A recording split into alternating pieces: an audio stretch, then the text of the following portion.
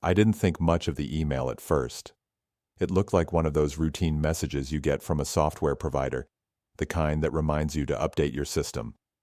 The subject line was mundane. Important notice. Upcoming evaluation. The body was brief, almost dismissive. Dear Michael Dawson, our systems have flagged your profile for an upcoming evaluation. No action is required on your part at this time. Further details will follow. It seemed like one of those automated checks they do before pushing an update or verifying some kind of compliance. The email didn't ask for any action on my part, so I dismissed it, filing it away in the cluttered inbox that I rarely paid much attention to. That was 2 days ago. Now everything's changed. Now I'm being hunted. It started innocuously enough. My computer was acting weird. Programs took longer to load, files seemed to disappear and reappear at random, and I noticed a lag in my internet connection. I chalked it up to some kind of software issue, maybe an update running in the background. But as the hours passed, the glitches became more frequent and more disturbing. Windows would open and close on their own, like some unseen hand was controlling my computer. Files I was certain I'd saved were gone, replaced with error messages or cryptic folders named with strings of random characters. At first, I thought it might be a virus. I ran every scan I could think of, but nothing came up. My antivirus software assured me that everything was fine, but I knew something was off. Then, things got worse. The screen went black, and no amount of key pressing or mouse clicking would bring it back to life. I sat there, staring at the darkness, waiting for something to happen. Finally, the screen flickered back to life, but it wasn't my desktop that appeared. Instead, there was a single line of text in the middle of the screen, written in cold, sterile font. You have been evaluated. You are obsolete. Panic set in immediately. My first thought was that this was some kind of elaborate prank, maybe a hacker messing with me for fun. But the message wouldn't go away. I tried to restart the computer, but it was unresponsive. The power button did nothing. It was as if my entire system was frozen, locked by that single damning word, obsolete. For a few moments, I just sat there, staring at the screen, trying to make sense of what was happening. But then, without warning, everything shut down. The lights in my apartment flickered once, and then went out completely. I was left sitting in total darkness, with nothing but the eerie silence of my empty apartment for company. When the power finally came back on, I felt a brief surge of relief. But it didn't last. My computer was still dead, the screen black and unresponsive. I tried to get online using my phone, but the Wi-Fi wouldn't connect. My router showed all the correct lights, but there was no internet connection. I tried rebooting it several times, but nothing worked. It was like I'd been cut off from the world entirely. At first, I thought it was just some kind of network outage. I figured I'd wait it out and see if things went back to normal in a few hours. But as time passed, I began to notice other things. Strange things. My phone's battery, which had been at nearly full charge, drained rapidly, even though I wasn't using it. My smart TV turned itself on in the middle of the night, displaying nothing but static. And then there were the noises. I live in a small apartment building, the kind where you can hear everything that goes on in the neighboring units. Footsteps in the hallway, muffled conversations, the occasional creak of floorboards. It's all part of the background noise I've grown used to. But last night, the noises changed. I started hearing footsteps outside my door, slow and deliberate, like someone was pacing back and forth just outside my apartment. I thought it might be one of my neighbors, maybe the old man from across the hall who sometimes forgets where his door is. But when I looked through the peephole, there was no one there. I went back to bed trying to convince myself that it was just my imagination playing tricks on me. But then I heard it again. Soft, shuffling footsteps, this time accompanied by a faint whispering sound. It was too quiet for me to make out any words, but it was there, just on the edge of hearing. I sat up in bed, straining to catch the sound, but it stopped as suddenly as it had started. That was when I realized something was seriously wrong. I tried to call a friend for help, but my phone wouldn't connect. Every time I tried to make a call, it would drop immediately. leaving me with nothing but static.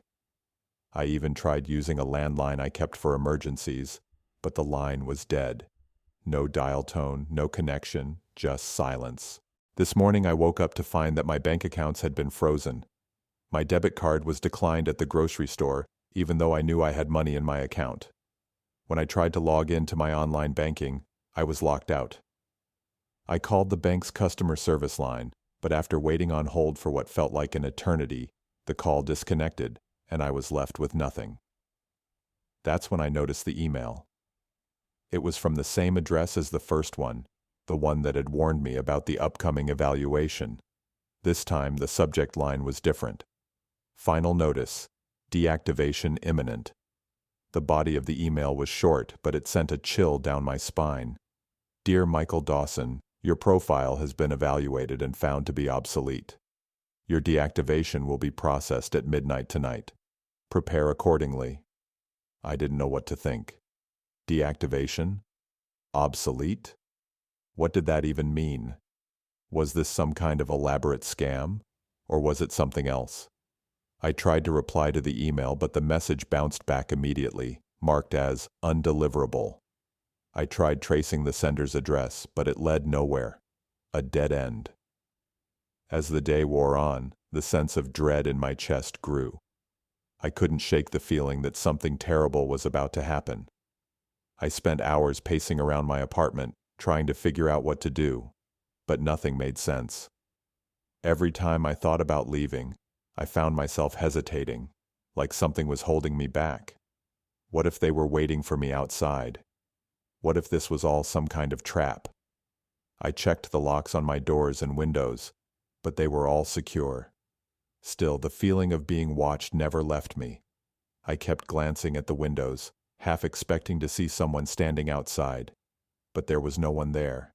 Just the empty street, quiet and still. By evening, the power had gone out again. This time, it didn't come back on. My apartment was plunged into darkness, the only light coming from the dim glow of the street lamps outside.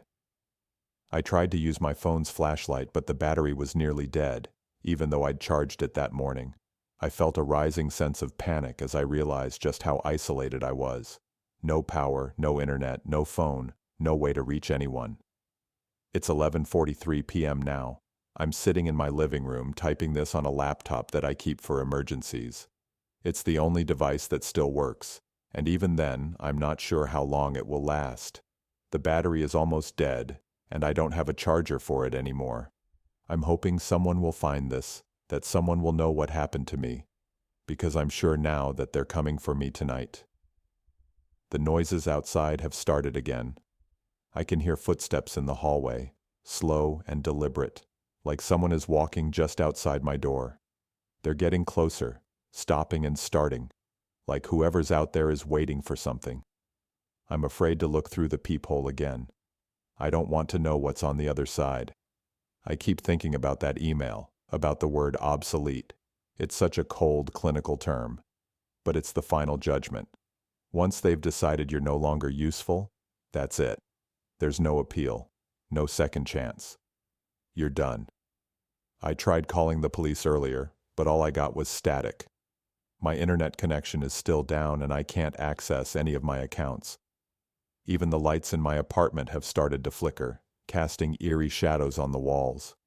I feel like I'm being watched, like someone, or something, is just waiting for the right moment to strike. It's 11:50 p.m. now. Just 10 minutes left. I don't know what will happen when the clock strikes midnight, but I know it won't be good. The atmosphere in here is thick with tension, almost suffocating. Every creak of the floorboards, every groan of the walls feels like a threat. I keep glancing at the door, expecting it to burst open at any second, but it doesn't. Not yet. They're toying with me, drawing out the fear, making sure I know there's no escape. And it's working. I'm terrified, more afraid than I've ever been in my life. The rational part of my mind is screaming at me to leave, to run, to do something, anything. But I can't. I'm frozen, trapped in this chair, staring at the screen as if it holds some answer that will make all of this go away. 5 minutes.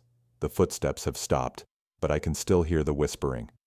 It's closer now, almost like it's inside the apartment with me. I can't make out any words, just a low, rhythmic murmur that's impossible to tune out. I try to tell myself it's just the wind, or maybe the pipes in the walls, but deep down, I know it's not. It's them. I don't know who they are, but I know they're responsible for this. The emails, the glitches, the power outages, it's all part of their plan. They've been watching me, evaluating me, and now they've decided I'm no longer needed. I'm obsolete, just another outdated model that needs to be decommissioned. 11:58 p.m., 2 minutes.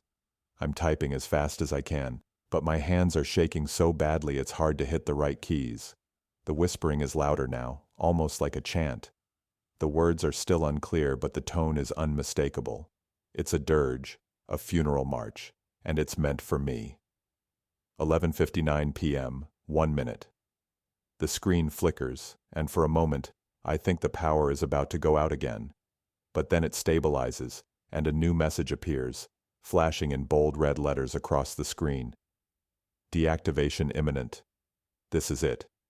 I can hear the doorknob turning, the soft click of the lock disengaging. They're inside now.